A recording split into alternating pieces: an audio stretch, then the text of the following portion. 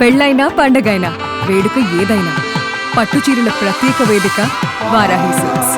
కేవలం 3 నెలల గ్యాప్ లో 2000 కోట్ల బ్లాక్ బస్టర్ ఇవ్వడం ఇండియన్ ఫిలిం హిస్టరీలో ఇదే మొదటిసారి అని చెప్పాలి. కనీ విని ఎరగని రీతిలో బాక్స్ ఆఫీస్ వద్ద రికార్డులు బద్దలు కొడుతున్న దురంధర్ ది రివెంజ్ దర్శకుడు ఆదిత్య ధర్ నెక్స్ట్ ఎవరితో చేస్తున్నాడనే దాని మీద ఇండస్ట్రీ వర్గాలలో విపరీతమైన ఆసక్తి నెలకొంది. కొద్ది రోజుల క్రితం జూనియర్ ఎన్టీఆర్, రామ్ చరణ్, అల్లు అర్జున్ తదితర ట్వీట్లకు స్పందించాడు కాబట్టి వాళ్ళలో ఒకరితో ఖచ్చితంగా ఉంటుందని ఊహాగానాలు అభిమానుల్లో బయలుదేరాయి.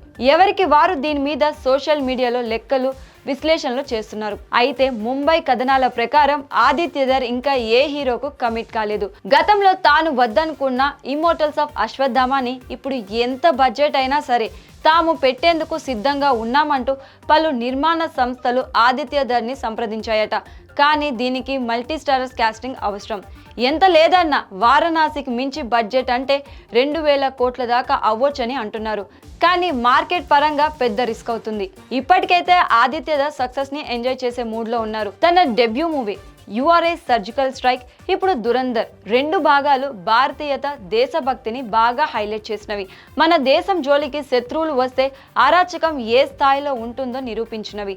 తర్వాత చేయబోయే మూవీకి కూడా ధర్ ఇలాంటి సెటప్ మరొకటి రాసుకున్నాడని వినికిడి.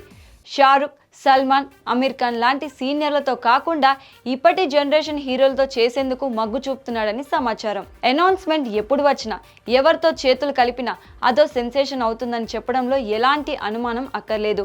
ఇప్పటికే పలు ఓటీటీ సంస్థలు ఆదిత్య ధర్ తర్వాత ప్రాజెక్ట్ ఎవరితో చేస్తాడు, ప్రొడక్షన్ హౌస్ ఏంటి, ఎంత మొత్తం ఆఫర్ చేయొచ్చనే దాని మీద కసరత్తులు చేస్తున్నాయట.